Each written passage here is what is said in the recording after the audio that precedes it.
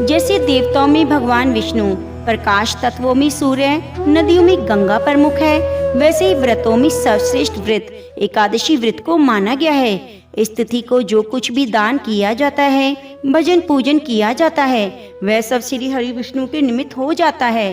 प्रत्येक पुण्य कर्म का अनंत फल मिलता है। मनुष्य के 7 जन्मों के कायिक, वाचिक और मानसिक पाप दूर हो जाते हैं। भगवान श्री हरि पूजित होने पर संतुष्ट होकर प्रत्यक्ष दर्शन देते हैं। यदि मनुष्य को श्री हरि की प्रसन्नता और सानिध्य चाहिए तो व्रत के नियम का पालन करना अनिवार्य है। एकादशी व्रत के नियम अनुसार इस दिन अन्न खाना निषिद्ध है। एकादशी को व्रत रख के रात्रि में जागरण और कीर्तन करने का विधान है, जिससे व्रती के सभी पाप भस्म होकर विष्णु लोक की प्राप्ति होती है। एकादशी व्रत की कथा को सुनने से पहले आपको सुनाते हैं नामदेव जी की एकादशी व्रत के प्रति कैसी निष्ठा थी। भगवान स्वयं उनकी परीक्षा लेने आए। भगवान श्री हरि कहते हैं, एकादशी के दिन उनकी भक्तों की कथाओं को सुनने से वे अत्यंत ही प्रसन्न होते हैं और हमें व्रत का पूर्ण फल प्राप्त होता है। एक बार भगवान विट्ठल के मन में उमंग उठी कि नामदेव जी की एकादशी व्रत की परीक्षा करनी चाहिए। यह विचार कर भगवान ने एक अत्यंत दुर्बल ब्राह्मण का रूप धारण किया और एकादशी के दिन नामदेव जी के घर जाकर बड़ी दीनता से पुकारने लगे, मैं बहुत भूखा हूँ, कई दिन से भोजन नहीं मिला, मुझे कुछ अन्न दो। अत्यंत दीन याचक को देखकर नामदेव जी ने कहा, आज तो एकादशी है, अन्न नहीं दूंगा, कुछ फलाहार कर लीजिए। प्रातःकाल जितनी इच्छा हो उतना अन्न ले लीजिएगा। बहुत देर तक नामदेव जी याचक को फलाहार लेने के लिए मनाते रहे, लेकिन याचक अन्न लेने की बात पर अड़ा रहा और नामदेव जी एकादशी के दिन अन्न नहीं देने की हट कर रहे थे। शास्त्रों के अनुसार एकादशी के दिन अन्न, गेहूं, चावल आदि खाने या देने से भी पाप लगता है। इसके लिए कहा गया है कि ब्रह्म हत्या आदि समस्त पाप एकादशी के दिन अन्न में रहते हैं। अतः एकादशी के दिन जो अन्न का भोजन करता है वह पाप भोजन करता है। यदि एकादशी का व्रत ना भी करें तो इस दिन चावल और उनसे बने पदार्थ नहीं खाने चाहिए और ना ही देने चाहिए। कुछ ही समय में नामदेव जी और याचक की हट की खबर चारों ओर फैल गई। लोग नामदेव जी के घर के बाहर इकट्ठे हो गए। वे नामदेव जी को समझाने लगे कि वे इस दुर्बल भूखे ब्राह्मण पर क्रोध ना करें, इसे खाने के लिए कुछ अन्न दे दें। लेकिन नामदेव जी नहीं माने। दिन का चौथा पहर बीतने लगा। वे भूखा ब्राह्मण इस प्रकार पैर फैलाकर लेट गया मानो मर गया हो। गांव के लोग नामदेव जी की एकादशी व्रत के प्रति निष्ठा को नहीं जानते थे, अतः उन्होंने नामदेव जी पर ब्रह्म हत्या का पाप लगाकर समाज से बहिष्कृत कर दिया। लेकिन नामदेव जी इससे बिल्कुल भी चिंतित नहीं हुए। एकादशी व्रत के अपने नियम के अनुसार नामदेव जी ने रात्रि भर जागरण और कीर्तन किया। प्रातःकाल होते ही उन्होंने चिता बनाई और उस ब्राह्मण के मृत शरीर को गोद में लेकर चिता पर बैठ गए। लोगों ने जब ऐसा करने से मना किया तो उन्होंने कहा, इस हत्यारे शरीर को न रखकर प्रायश्चित स्वरूप इसे भस्म कर देना ही उचित है। उसी समय भगवान प्रकट हो गए और मुस्कुराकर कहने लगे, मैंने तो तुम्हारी परीक्षा ली थी, तुम्हारी एकादशी व्रत के प्रति मैंने निष्ठा देख ली, वह मेरे मन को बहुत प्रिय लगी, मुझे उनसे बहुत सुख मिला। ऐसा कहकर भगवान अंतर्ध्यान हो गए। लोगों ने जब भगवान की यह लीला देखी तो नामदेव जी के चरणों में नतमस्तक हो गए और उनके भक्त बन गए। एक बार नामदेव जी के घर एकादशी की रात्रि में कीर्तन और जागरण हो रहा था। कीर्तन में उपस्थित भक्तों को प्यास लगी तो नामदेव जी को जल लाने नदी पर गए, लेकिन मार्ग में एक प्रेत के भय से कोई भी व्यक्ति उनके साथ नहीं आया। नामदेव जी को आया देखकर प्रेत ने विकराल रूप धारण कर लिया और अपने साथियों सहित चारों ओर फेरी लगाने लगा। नामदेव जी इससे जरा भी भयभीत नहीं हुए। प्रेत को अपने भगवान का स्वरूप मानकर उन्होंने कमर पर बंधे फेंटे से झांझ निकाली और पद गाने लगे। तुरंत ही प्रेत न जाने कहाँ गायब हो गया और सांवले सलोने श्याम सुंदर वहां प्रकट हो गए। भगवान ने नामदेव जी की एकादशी व्रत के प्रति निष्ठा की प्रशंसा की और अंतर्ध्यान हो गए। अपने इष्ट का दर्शन पाकर नामदेव जी भी अत्यंत प्रसन्न होकर कीर्तन करते हुए भक्तों को जल पिलाने लगे। तो प्रेम से बोलिए, बांके बिहारी लाल की जय। जिसे सुनकर मन पवित्र हो जाता है और जीवन में भक्ति का प्रकाश फैल जाता है। कथा को सुनाने से पहले आपसे निवेदन है, कमेंट बॉक्स में एक बार हरे कृष्णा जरूर लिखिए। एकादशी माता की जय। सूरज की हल्की हल्की किरणें हरे भरे खेतों के ऊपर सुनहरी चादर बिछा रही थी। गांव की गलियों में गोबर और मिट्टी की सौंधी खुशबू फैल रही थी। आंगन में औरतें लिपाई पुताई कर रही थीं। बुजुर्ग तुलसी चौरा पर दीपक जलाकर भगवान विष्णु के भजन गा रहे थे। इस गांव का नाम था विष्णुपुर। नाम से ही लगता था यह गांव भगवान विष्णु की विशेष कृपा से धनी है। यहाँ के लोग हर एकादशी को बड़ी श्रद्धा से व्रत रखते। गांव के बुजुर्ग कहते, जो एकादशी व्रत करता है उसके पाप नष्ट होते हैं, मन को शांति मिलती है, जीवन में सुख समृद्धि आती है। गांव के बीचों बीच एक पुराना लेकिन बहुत सुंदर विष्णु मंदिर था। मंदिर की दीवारों पर रामायण और महाभारत के दृश्य उकेरे गए थे। मंदिर के पुजारी रामदास जी सभी को एकादशी की महिमा सुनाते। कहते, बेटा, एकादशी भगवान विष्णु की तिथि है। इस दिन व्रत भजन सेवा से ही मनुष्य के जीवन का कल्याण है। उसी गांव में रहती थी दो सगी बहनें। बड़ी का नाम था सुमंगला, छोटी का नाम कुमुदनी। दोनों की उम्र में 5 साल का अंतर था, लेकिन स्वभाव में जमीन आसमान का फर्क। सुमंगला शांत स्वभाव की थी, भक्ति में लीन रहती, जबकि कुमुदनी चंचल, बातूनी, रंगीन सपनों में खोई रहती। गांव के लोग अक्सर कहते, सुमंगला तो जैसे देवी लक्ष्मी की प्रतिमा है, लेकिन कुमुदनी को अभी संसार के रंग ढंग भा रहे हैं। उस दिन एकादशी थी। गांव में ढोल नगाड़ों की आवाज सुनाई दी। महिलाएं गीत गा रही थी। बच्चे फूल चुन चुन कर मंदिर सजा रहे थे। सुमंगला ने सुबह से ही उपवास किया, पूजा की तैयारी में लग गई, लेकिन कुमुदनी अभी भी आंगन में दर्पण देखकर अपनी चोटी में फूल लगा रही थी। सुमंगला ने धीरे से कहा, बहन, आज एकादशी है, चलो व्रत कर लें, भगवान विष्णु प्रसन्न होंगे। कुमुदनी ने हंसते हुए कहा, दीदी, यह व्रत उपवास बुजुर्गों के लिए है, मेरी तो अभी उम्र ही क्या है, मुझे तो मेले में जाना है, नाच गाना देखना है। सुमंगला ने गंभीर स्वर में उत्तर दिया, उम्र भक्ति में रुकावट नहीं बनती बहन। एकादशी के व्रत से मन को स्थिरता और आत्मा को शुद्धि मिलती है। लेकिन कुमुदनी ने अनसुना कर दिया। मेले की ओर चल पड़ी। सुमंगला मन ही मन भगवान से प्रार्थना कर रही थी, हे नारायण, मेरी बहन को भी एक दिन आपकी भक्ति का महत्व समझ में आ जाए। इसी तरह गांव की इस एकादशी की सुबह दो बहनों के जीवन में दो अलग अलग राहें खोलने वाली थी। एक राह भक्ति की और दूसरी मोह माया की। भगवान विष्णु की योजना शायद कुछ और ही थी, क्योंकि इसी दिन से एक ऐसी कथा की शुरुआत हुई जो पूरे गांव में पीढ़ी दर पीढ़ी सुनाई जाएगी। सुमंगला और कुमुदनी का घर एक पुराने नीम के पेड़ के नीचे बना हुआ था। मिट्टी की दीवारें गोबर से लिपा, आंगन और बीच में तुलसी का चौरा, यही थी उनकी छोटी सी दुनिया। उसके माता पिता साधारण किसान थे। पिता का नाम गोपाल दास, माता का नाम लक्ष्मीबाई।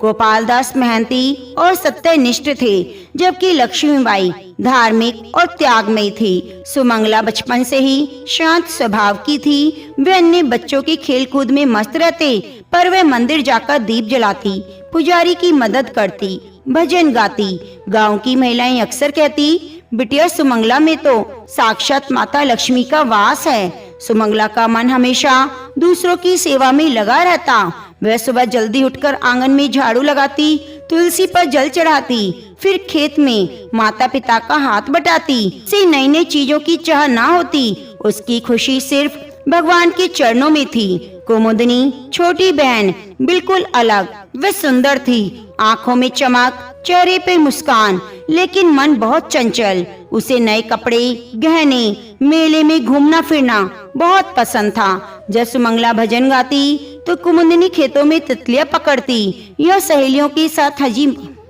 यह सहेलियों के साथ हंसी मजाक करती। कुमुदिनी को व्रत उपवास में कोई दिलचस्पी नहीं थी।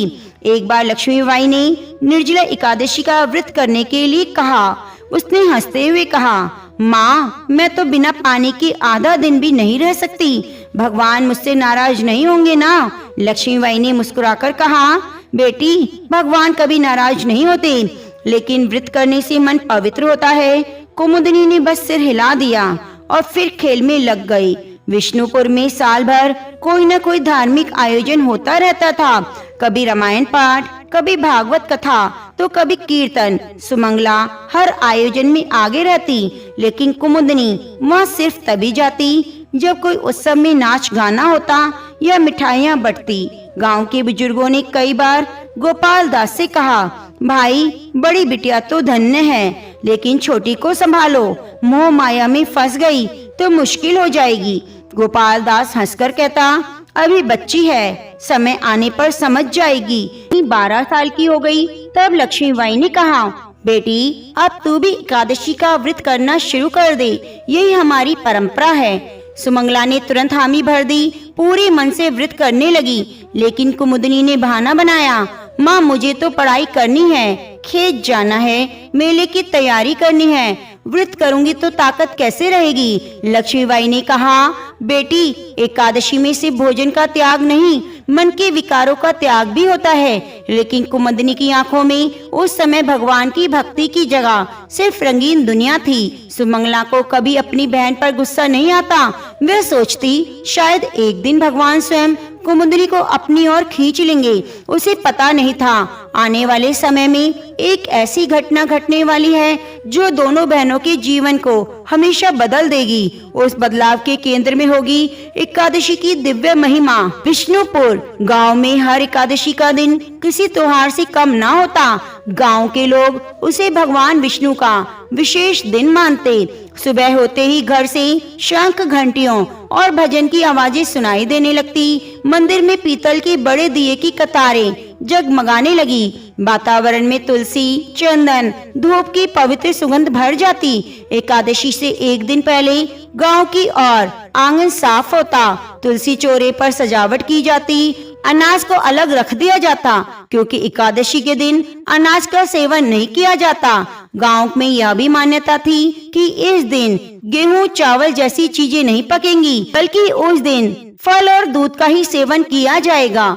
मंदिर के पुजारी रामदास जी सुबह से ही लोगों को एकादशी के महत्व के बारे में बताते। बेटा, एकादशी व्रत करने से शरीर और आत्मा दोनों पवित्र होती हैं। यह तिथि स्वयं भगवान हरि को प्रिय है। जो मन से, वाणी से, कर्म से पवित्र रहकर व्रत करता है, उसका जीवन मंगलमय हो जाता है। सुमंगला ने सुबह ब्रह्म मुहूर्त में उठकर स्नान किया, पीले रंग की साड़ी पहनी, माथे पर चंदन तिलक लगाया, हाथ में तुलसी माला ली। माँ लक्ष्मीबाई ने उसकी थाली में भगवान विष्णु के पूजन के लिए फूल, तुलसी पत्र, दीप, धूप, शंख रख दिया। सुमंगला पूरे मन से संकल्प लेकर बोली, हे नारायण, आज मैं आपके चरणों में अपना मन, वाणी और कर्म अर्पित करती हूँ। मेरा यह व्रत आप स्वीकार करें। उसकी आंखों में चमक और दिल में शांति थी। दूसरी ओर कुमुदिनी अभी दर्पण के सामने खड़ी होकर बाल संवार रही थी। उसने चटक लाल रंग की चुन्नी ओढ़ी, पैरों में चांदी की पायल। उसकी सहेलियां कहने लगी, चल कुमुदिनी, आज मेले में बहुत रौनक है, नए झूले लगे हैं। कुमुदिनी ने तुरंत हामी भर दी। माँ ने उसे पुकारा, बेटी, आज व्रत कर ले, भगवान की कृपा मिलेगी। कुमुदिनी ने हंसते हुए कहा, माँ, भगवान तो दिल में रहते हैं, मंदिर या व्रत में थोड़ी ना मिलते हैं। मैं तो मेले में आकर उन्हें प्रणाम कर लूंगी। लक्ष्मीबाई ने सिर हिलाया, लेकिन मन में चिंता हुई। मंदिर में भजन कीर्तन शुरू हो गया। ढोलक, मंजीरे, शंख की ध्वनि गूंजने लगी। सुमंगला मंदिर में जाकर सबसे आगे बैठ गई।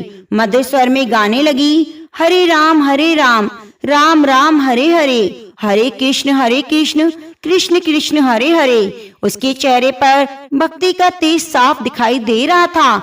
भजन के बीच पुजारी जी ने एकादशी महात्म्य सुनाना शुरू किया। एक समय की बात है, राजा हरिश्चंद्र ने एकादशी व्रत किया, सारे दुख दूर हो गए। भगवान विष्णु स्वयं उसके स्वप्न में आए, वरदान दिया। सुमंगला मंत्र मुग्ध होकर सुन रही थी, मानो हर शब्द उसके हृदय में उतर रहा हो। उधर कुमुदनी अपनी सहेलियों के साथ मेले में पहुंच गई।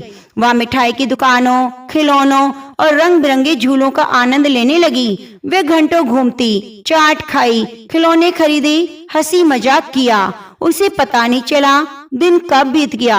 लेकिन शाम होते होते एक अजीब सी थकान ने उसे घेर लिया। मन में बेचैनी, सर में भारीपन। उसने सोचा शायद आज धूप में ज्यादा घूमने से ऐसा हो रहा है। सुमंगला ने दिन भर भजन गाया, शाम को मंदिर में आरती की। आरती के अंत में पुजारी जी ने उसे तुलसी पत्र और प्रसाद दिया। उसने आशीर्वाद देते हुए कहा, बेटी, भगवान तेरी भक्ति देख रहे हैं, उनका आशीर्वाद सदैव तुझ पर बना रहे। सुमंगला ने विनम्रता से सर झुकाया और भीतर से एक अनोखी शांति महसूस की। उसी रात जब दोनों बहनें सो रही थी, सुमंगला ने स्वप्न में देखा भगवान विष्णु पीतांबर पहने हुए हैं, चारों भुजाओं में शंख चक्र गदा पद्म लिए खड़े हैं। उन्होंने मुस्कुराकर कहा, बेटी, तेरी भक्ति से मैं प्रसन्न हूँ। समय आने पर तेरी बहन भी मेरे चरणों की ओर आएगी। सुमंगला ने नींद में ही हाथ जोड़ दिए। उसे लगा भगवान की कोई योजना अब शुरू हो चुकी है। भादो मास बीता, अश्विन मास की शुरुआत हुई। गांव में खेतों में धान की फसल पकने लगी, लेकिन मौसम में अचानक बदलाव आ गया। आसमान में घने बादल छा गए। कई दिनों तक मूसलाधार बारिश होती रही। एक सुबह गोपाल दास खेत देखने गए तो देखा पानी इतना भर गया कि धान की आधी फसल डूब गई। चेहरे पर चिंता की लकीरें थी। वे घर लौटे और अपनी पत्नी से बोले, इस बार फसल का आधा हिस्सा तो बर्बाद हो जाएगा। पता नहीं घर का खर्च कैसे चलेगा।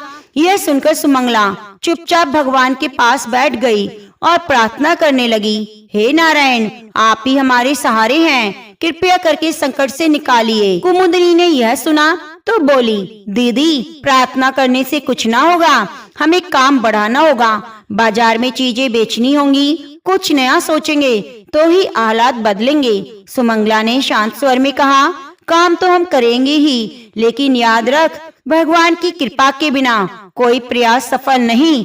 इसी बीच अश्विन शुक्ल पक्ष की एकादशी आने वाली थी। गांव के सभी लोग व्रत की तैयारी कर रहे थे। सुमंगला ने निश्चय किया वह भी एकादशी का व्रत करेगी और भगवान से अपने परिवार की मुक्ति के लिए प्रार्थना करेगी। माँ ने दोनों बहनों से कहा, इस बार तुम दोनों व्रत करो, परिवार के लिए अच्छा होगा। सुमंगला ने हामी भरी, लेकिन कुमुदनी ने फिर बहाना बनाया, माँ, इतनी बारिश में बाहर जाना मुश्किल है, बिना खाए पिए मैं कैसे रहूंगी, मुझे तो काम भी करना है। लक्ष्मीबाई ने समझाया, बेटी, सिर्फ भूखे रहने का नाम व्रत नहीं है, यह तो मन की शुद्धि का नाम है। लेकिन कुमुदनी ने हंसकर टाल दिया।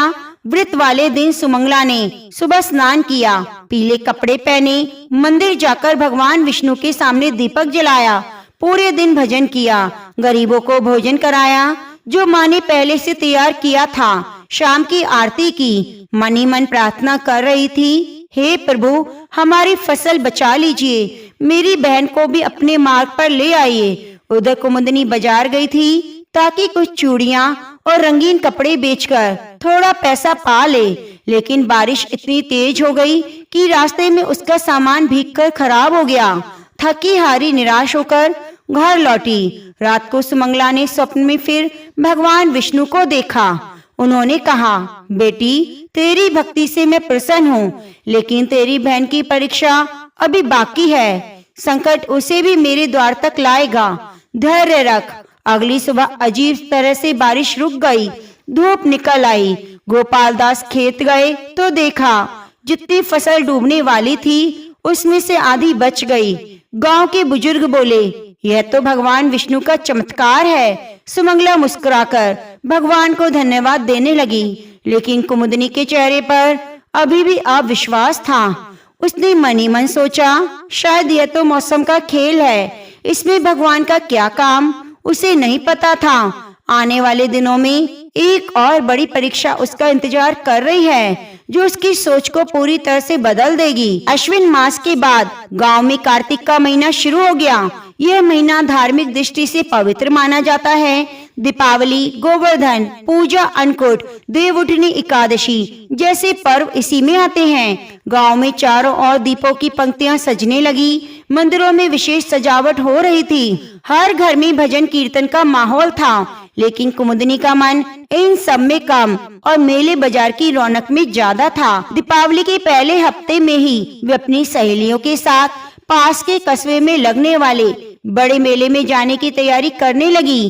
कस्बे का मेला दूर दूर तक मशहूर था। दूर दराज के व्यापारी आते वहाँ पर अपना सामान बेचते। कुमुदनी ने अपनी जमा पूंजी निकाली और माँ से कहा, माँ, मैं मेले में जाकर कुछ नया खरीद कर लाऊंगी, घर के लिए भी चीजें ले आऊंगी। लक्ष्मीबाई ने हल्की सी चिंता के साथ कहा, बेटी, मेले में भीड़ भाड़ है।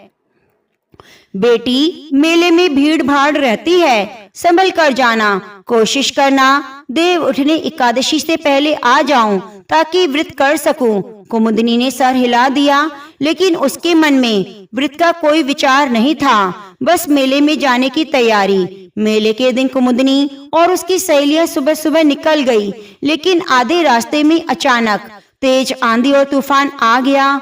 लोग इधर उधर भागने लगे। पेड़ की टहनियां टूटकर गिर गई। कुमुदनी और उसकी सहेलियां पास के एक ढाबे में जाकर छिप गईं।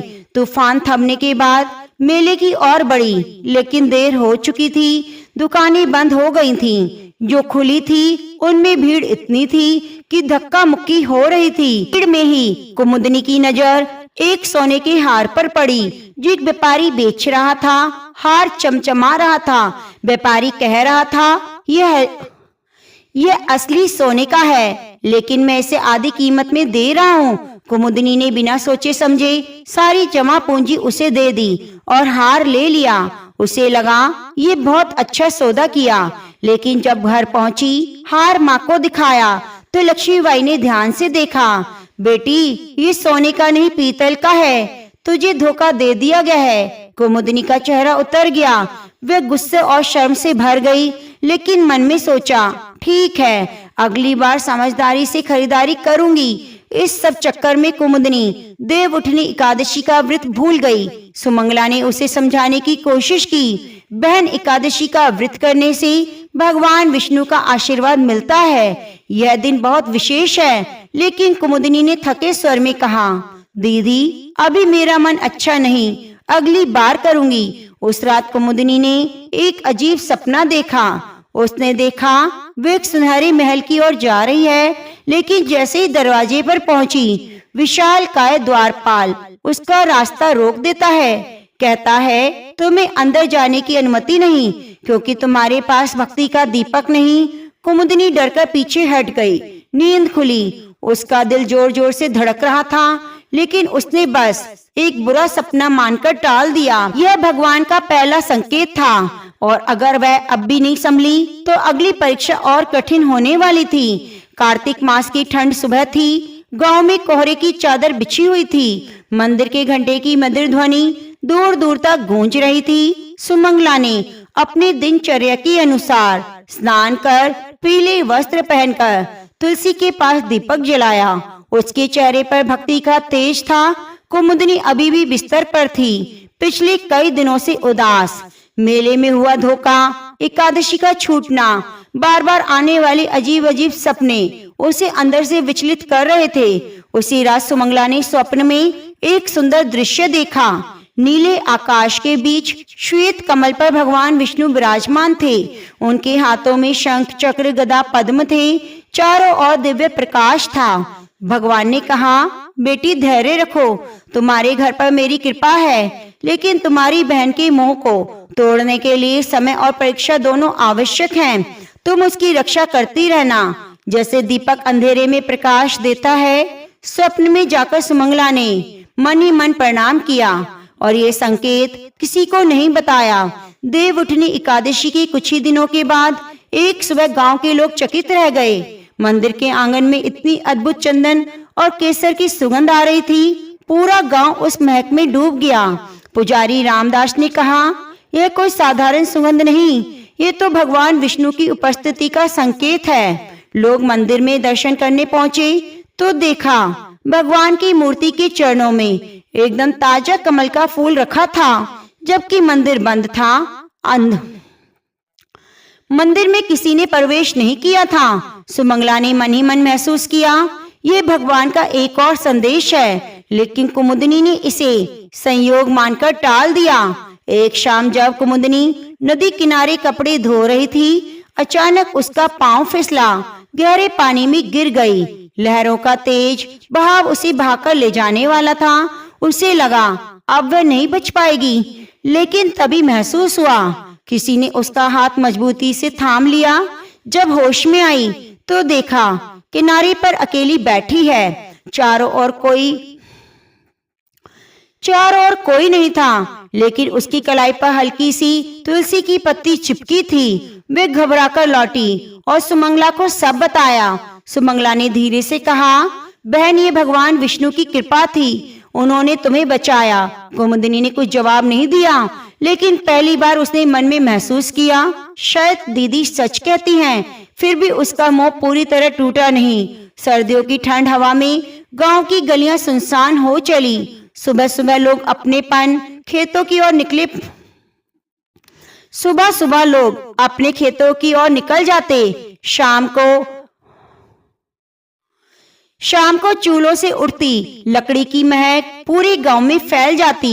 ऐसे दिनों में सुमंगला एकादशी का व्रत और भगवान विष्णु का नाम जप करती। उसका मन शांति से भरा था, लेकिन कुमुदनी के भीतर बेचैनी थी। भगवान के संकेत उसने महसूस तो किए, पर उसके मन के कोने में अभी भी चमक दमक और ऐश्वर्य की चाह बाकी थी। उसे लगता भक्ति से पेट नहीं भरता, कुछ बड़ा करने के लिए धन और साधन चाहिए। एक दिन गांव में एक दल आया, ढोल नगाड़े बजाते हुए, ऊंची ऊंची आवाज में व्यापार का प्रचार करते हुए। वे लोग दूर बाहर से आए थे, रंग बिरंगे कपड़े, शीशे के काम वाली चूड़ियां बेच रहे थे। उनके स्टॉल पर भीड़ थी। कुमुदनी भी भीड़ में शामिल हुई। एक चमत्कार मेला देखकर रुक गई।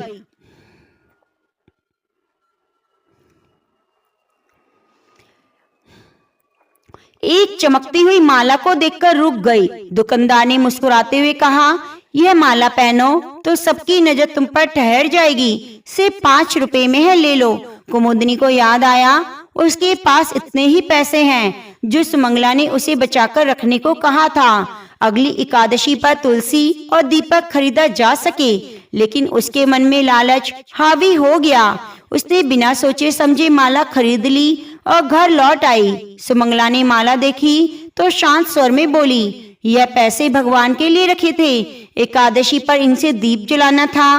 भगवान के नाम पर किया गया छोटा सा त्याग भी जीवन को बदल देता है। कुमुदनी ने हंसते हुए जवाब दिया, दीदी, भगवान को इन पैसों की क्या जरूरत, उनके पास तो सब कुछ है। मुझे भी कभी कभी अपने लिए कुछ चाहिए। सुमंगला ने कुछ ना कहा, बस मन ही मन भगवान से प्रार्थना की, हे भगवान, मेरी बहन को राह दिखाएं।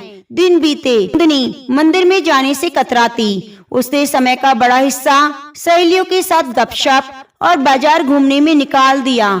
भजन संकीर्तन भी कम करने लगी। कभी कभी रात को उसे वही सपना आता, सुनहरे महल का द्वार, पहरेदारों का वही वाक्य है, तुम्हारे पास भक्ति का दीपक नहीं।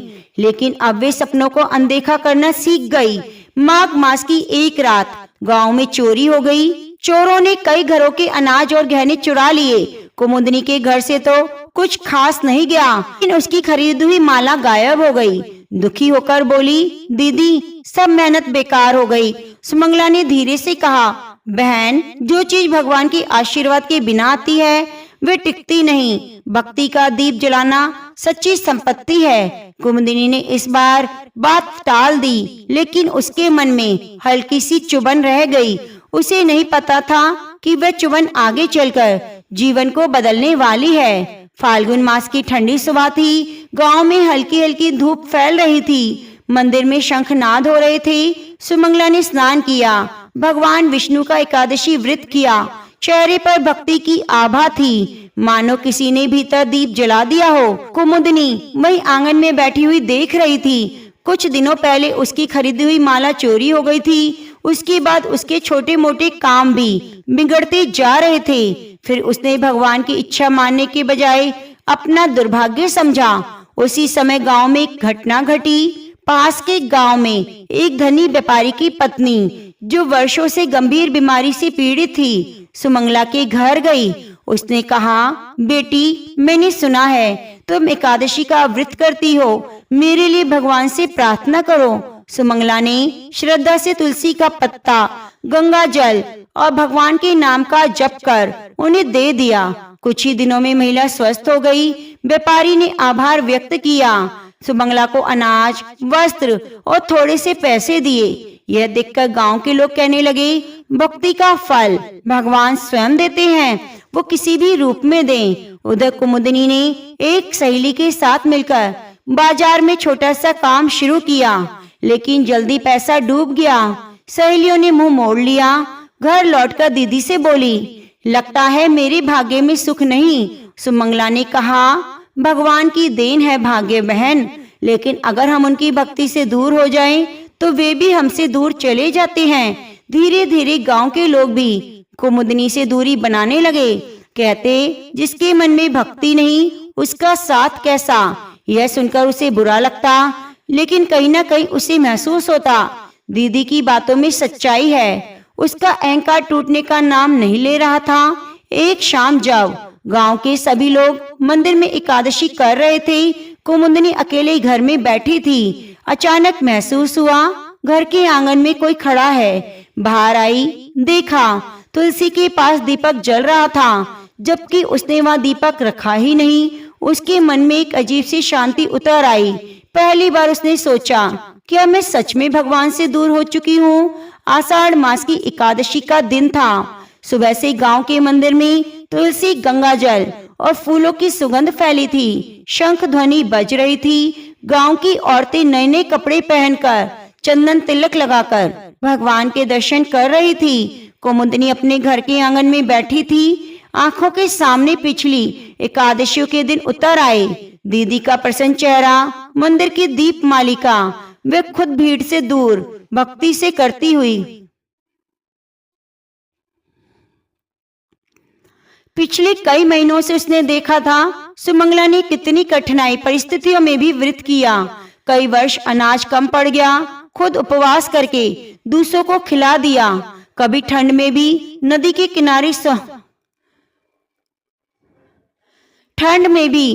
किनारे स्नान करके तुलसी पास दीपक जलाया। कुमुदनी सोचने लगी कि ऐसी त्याग और भक्ति के कारण भगवान की कृपा मिली है। एक रात कुमुदनी ने स्वप्न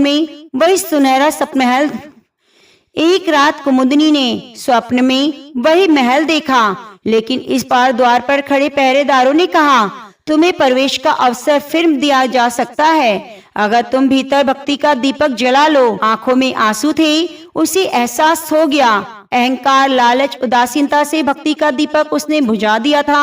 सुबह सुबह वह दीदी के पास गई। बोली, दीदी मुझे माफ कर दो, मैंने भगवान से अपने आप से दूरी बना ली थी। अब से मैं एकादशी का व्रत करना चाहती हूँ। उसने कहा, बहन, भगवान के घर देर है अंधेर नहीं। अगर अभी भी नियम से तुम व्रत करोगी तो भगवान तुम्हें सभी इच्छाएं पूरी करेंगे। कुमुदनी ने पहली बार तुलसी के पास दीपक जलाया। उसने अनुभव किया, उसका मन हल्का हो गया है। मंदिर में जाकर उसने भगवान के चरणों में प्रणाम किया। आंखों से आंसू बह निकले, पर इस बार भी पछतावे के नहीं, बल्कि आनंद और कृतज्ञता के आंसू थे। उसकी श्रावण की एकादशी आई। गांव में जैसे कोई पर्व उतर आया हो। हर आंगन में गोबर से लिपे चौके, रंग बिरंगी रंगोलियां, तुलसी के पास दीपक झिलमिला रहे थे। मंदिर के शिखर पर ध्वजा लहरा रही थी। हवा में धूप बत्ती की सुगंध घुली थी। सुमंगला और कुमुदनी दोनों ने आज व्रत किया। सुबह से ही उन्होंने स्नान कर स्वच्छ वस्त्र पहने और मंदिर के लिए प्रसाद तैयार किया। जब दोनों बहनें मंदिर पहुंची तो गांव वाले हैरान हो गए। लंबे समय के बाद कुमुदनी को भी भक्ति के साथ देखा। वह दीदी के साथ प्रसाद की थाली लाई हुई थी, मुस्कान के साथ आगे बढ़ रही थी। जैसे दोनों ने भगवान विष्णु के चरणों में प्रणाम किया, मंदिर की गर्भगृह से हल्की सी सुनहरी आभा फैली। मानो जैसे भगवान विष्णु ने स्वयं अपने भक्तों का स्वागत किया है। शंखनाद और कीर्तन की ध्वनि ने पूरे वातावरण को दिव्य बना दिया। पूजा समाप्त होते ही पुजारी ने सबको बताया, आज मैंने सपने में भगवान विष्णु को देखा।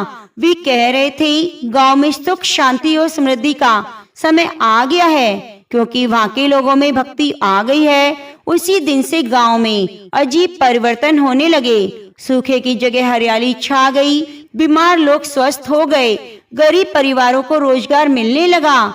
मंदिर से लौटते समय कुमुदनी ने सुमंगला का हाथ थाम लिया और कहा, दीदी, मुझे भक्ति की राह दिखाने के लिए धन्यवाद। अब मैं कभी भी इस दीपक को नहीं बुझने दूंगी। सुमंगला ने प्रेम से उसे गले लगाया और कहा, हम दोनों बहनें अब भगवान की सेवा में दिन बिताएंगी। यही हमारा सच्चा सुख है। इसके बाद से हर गांव में हर बच्चा, हर स्त्री, हर पुरुष एकादशी का व्रत करने लगे। तो प्रेम से बोलिए, ओम नमो भगवते वासुदेवाय। एकादशी मैया की जय। प्रिय भक्तजनों, उम्मीद करती हूँ आज की आपको कथा बहुत अच्छी लगी होगी और ये आपके हृदय को छू गई होगी। कथा आपको अच्छी लगी है तो कृपया चैनल को सब्सक्राइब कर लीजिए और बगल में बनी घंटी को दबा लीजिए।